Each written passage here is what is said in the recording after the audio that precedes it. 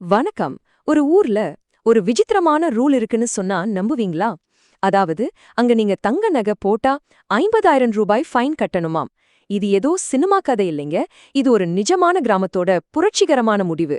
வாங்க, இந்த விசித்திரமான தங்க விதிய பத்தி கொஞ்சம் ஆழமா பார்க்கலாம். 50,000 ரூபா. ஆமா, நீங்க சரியாதான் கேட்டீங்க. முழுசா 50,000. ஒரு சின்ன கிராமத்துல எதுக்காக இவ்ளோ பெரிய தொகைய அபராதமா வைக்கணும்? யோசிச்சு பாருங்களேன், இதுக்கு பின்னாடி எவ்ளோ பெரிய காரணம் இருக்கணும். உங்க மனசுல என்ன ஓடுது? 50,000 ரூபாய் அபராதம் எதுக்காக இருக்கலாம்னு நினைக்கிறீங்க? ஒரு நிமிஷம் யோசிங்க. இதற்கான பதில் உங்களை நிச்சயம் ஆச்சரியப்படுத்த போகுது. ஆமாங்க, நீங்க கேட்டது 100க்கு 100 உண்மை. அளவுக்கு அதிகமா தங்க நகைகள் போட்டா 50,000 ரூபாய் அபராதம். நம்பவே முடியல இல்லையா? ஒரு பக்கம் தங்கம்ங்கிறது நம்ம கலாச்சாரத்துல ஒரு பெரிய சேமிப்பு.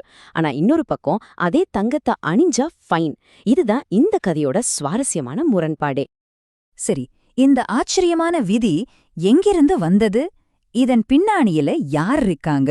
வாங்க, முதல் பகுதியில இந்த மர்மத்தை கொஞ்சம் கொஞ்சமா உடைப்போம். இது அரசாங்கம் போட்ட சட்டம் எல்லாம் கிடையாது. அதுதான் இங்க ஹைலைட்டே. உத்தராகண்ட் மாநிலத்துல இருக்கிற கந்தாட் இன்ட்ரோலி கிராமத்து மக்கள் தங்களுக்குள்ளேயே பேசி ஒரு மனதா எடுத்த ஒரு கூட்டு முடிவு இது. ஆடம்பரத்தையும் பணக்காரர் ஏழை ஏற்றத்தாழ்வையும் ஒழிக்கணும்னு அவங்களையே எடுத்த ஒரு துணிச்சலான முயற்சி தாங்க இது. அப்போ விதி ரொம்பவே சிம்பிள். காதுல போடுற கம்மல், மூக்குத்தி, அப்புறம் தாலி, இந்த மூணையும் தவிர வேற எந்த தங்க நகையையும் பொது நிகழ்ச்சிகள்ல பெண்கள் போடக்கூடாது. ஒருவேளை மீறினால் அந்த 50,000 ரூபாய் அபராதம் நிச்சயம் உண்டு. ஆனா, எதுக்காக ஒரு சமூகம் இப்படி ஒரு தீவிரமான முடிவை எடுக்கணும்? இதுக்கு பின்னாடி என்ன காரணம் இருக்கு? நாம அடுத்த பகுதியில இத ஆழமா பார்க்க போறோம். இந்த மாதிரி ஆழமான அலசல்கள் உங்களுக்கு தொடர்ந்து வேணும்னு நினைச்சீங்கன்னா மறக்காம இந்த வீடியோவை லைக் பண்ணி சப்ஸ்கிரைப் பண்ணிடுங்க. சரி, வாங்க காரணங்களை பார்ப்போம். இந்த ஸ்லைட கொஞ்சம் நல்லா பாருங்க. இதுதான் பிரச்சனையின் ஆணிவேறு. இடது பக்கம் பாருங்க. கடனாலும் சமூக அழுத்தத்தாலும் சங்கிலியால கட்டப்பட்ட ஒரு வாழ்க்கை.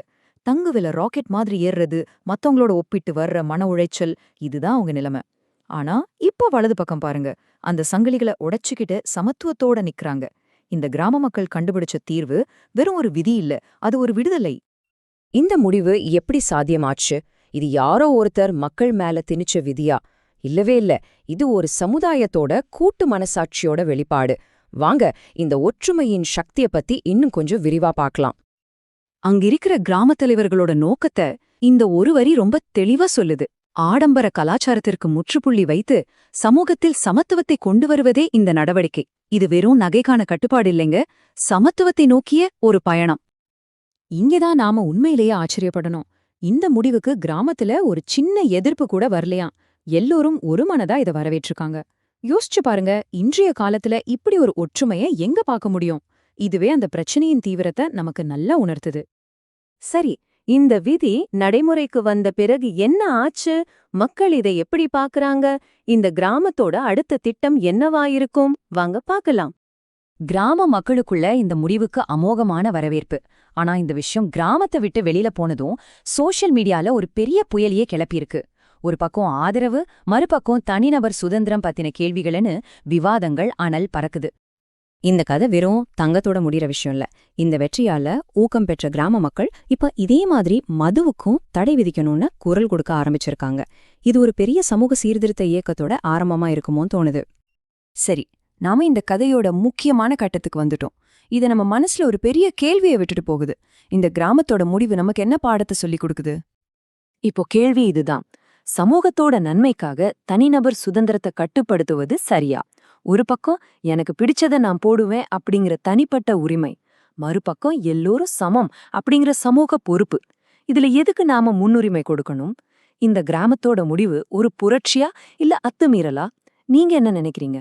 உங்க கருத்துக்களை மறக்காம கமெண்ட்ல சொல்லுங்க. இது போல இன்னும் பல ஆழமான அலசல்களுக்கு எங்களோட சேனலை சப்ஸ்கிரைப் பண்ணுங்க. நன்றி.